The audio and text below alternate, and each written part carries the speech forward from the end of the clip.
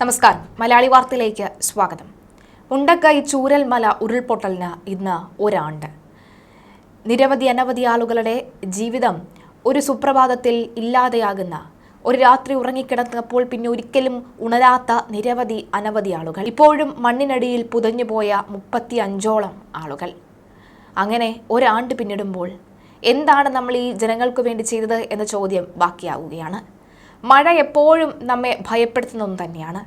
കഴിഞ്ഞ ദിവസവും അതിശക്തമായ മഴ കേരളത്തിൻ്റെ വിവിധ ജില്ലകളിൽ ഉണ്ടായിരുന്നു. പ്രത്യേകിച്ചും വടക്കൻ ജില്ലയിലാണ് ഏറ്റവും കൂടുതലും ശക്തമായ മഴ ഉണ്ടായിരുന്നത്. എന്നാൽ തെക്കൻ ജില്ലയിൽ മഴ മാറി നിൽക്കുന്ന ഒരു സാഹചര്യം ഉണ്ടായിരുന്നു. സംസ്ഥാനത്ത് ഇന്നും ഒറ്റപ്പെട്ട ശക്തമായ മഴ തുടരും. ഇന്ന് 2 ജില്ലയിൽ യെല്ലോ അലേർട്ടാണ്. കണ്ണൂർ, കാസർഗോഡ് ജില്ലകളിലാണ് യെല്ലോ അലേർട്ട് പ്രഖ്യാപിച്ചിരിക്കുന്നത്. ഗുജറാത്ത് മുതൽ വടക്കൻ കേരള തീരം വരെ സ്ഥിതി ചെയ്യുന്ന ന്യൂനമർദ്ദ പാത്തിയുടെ സ്വാധീന ഫലമായാണ് മഴ. ശക്തമായ കാറ്റിനും ഉയർന്ന തിരമാലയ്ക്കും സാധ്യത ഉള്ളതിനാൽ തന്നെ തീരദേശത്തുള്ളവർ ജാഗ്രത നിർദ്ദേശവും മത്സ്യത്തൊഴിലാളികൾക്ക് കടലിൽ പോകുന്നതിന് വിലക്കും ഏർപ്പെടുത്തി. സംസ്ഥാനത്തെ ശക്തമായ മഴയ്ക്ക് സാധ്യത. വടക്കും പടിഞ്ഞാറൻ മധ്യപ്രദേശിനും കിഴക്കൻ രാജസ്ഥാനും മുകളിലായാണ് ന്യൂനമർദ്ദം സ്ഥിതി ചെയ്യുന്നത്. ഗുജറാത്ത് തീരം മുതൽ വടക്കൻ കേരള തീരം വരെയും തീരത്തോട് ചേർന്നുള്ള ന്യൂനമർദ്ദ പാത്തി ദുർബലമായി. ഈ സാഹചര്യത്തിൽ കേരളത്തിൽ അടുത്ത 5 ദിവസം നേരിയതോ അല്ലെങ്കിൽ ഇടത്തരവുമായ മഴയ്ക്ക് സാധ്യതയുണ്ട്. മറ്റന്നാൾ വരെ 2 ജില്ലകളിൽ യെല്ലോ അലേർട്ട് പ്രഖ്യാപിച്ചിട്ടുണ്ട്. കണ്ണൂർ, കാസർഗോഡ് ജില്ലകളിലാണ് യെല്ലോ അലേർട്ട്. ഒറ്റപ്പെട്ട ശക്തമായ മഴയ്ക്കുള്ള സാധ്യതയാണ് പ്രവചിക്കപ്പെട്ടിരിക്കുന്നത്.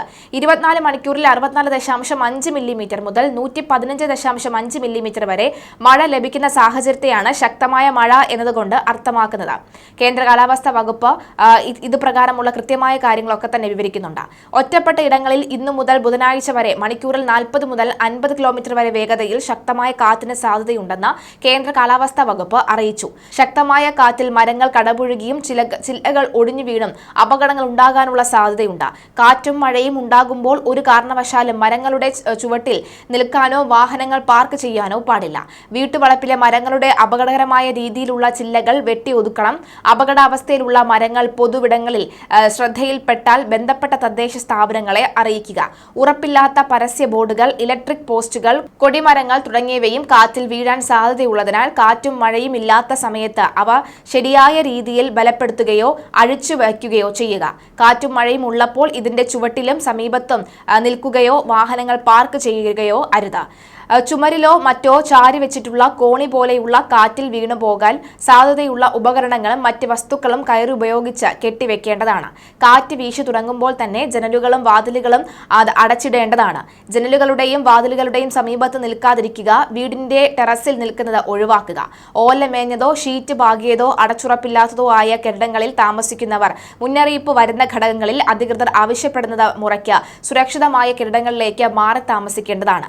തദ്ദേശ സ്ഥാപനതല ദുരന്ത ലഘൂകരണ പദ്ധതി പ്രകാരം കണ്ടെത്തിയിട്ടുള്ള ഇത്തരം ആളുകളെ റിലീഫ് ക്യാമ്പുകളിലേക്ക് ആവശ്യമുള്ള ഘടകങ്ങളിൽ മാറ്റാൻ തദ്ദേശ സ്വയംഭരണ സ്ഥാപനങ്ങളും റവന്യൂ ഉദ്യോഗസ്ഥരും ജനപ്രതിനിധികളും മുൻകൈയെടുക്കേണ്ടതാണ്. കാറ്റും മഴയും ശക്തമാകുമ്പോൾ വൈദ്യുത കമ്പികളും പോസ്റ്റുകളും പൊട്ടി വീഴാനുള്ള സാധ്യത ഏറെയാണ്. ഇതെല്ലാം തന്നെ പൊട്ടി വീണും വൈദ്യുതി ലൈനിൽ നിന്നും ഷോക്ക് അടിച്ചും ഒക്കെ തന്നെ നിരവധി മരണങ്ങൾ കഴിഞ്ഞ മാസം തന്നെ ഉണ്ടായി.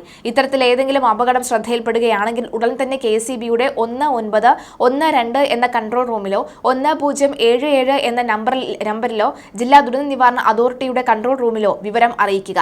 തകരാർ പരിഹരിക്കുന്ന പ്രവർത്തനങ്ങൾ കാറ്റ് തുടരുന്ന ഘട്ടത്തിൽ ഒഴിവാക്കുകയും കാറ്റും മഴയും അവസാന ശേഷം മാത്രം നടത്തുകയും ചെയ്യുക.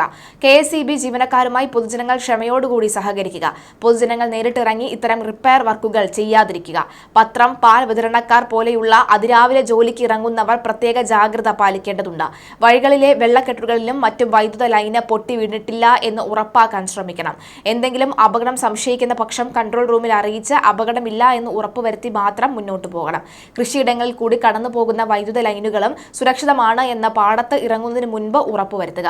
നിർമ്മാണ ജോലികളിൽ ഏർപ്പെടുന്നവർ കാറ്റും മഴയും ശക്തമാകുമ്പോൾ ജോലി നിർത്തിവെച്ച് സുരക്ഷിതമായ ഇടത്തേക്ക് മാറി നിൽക്കുക.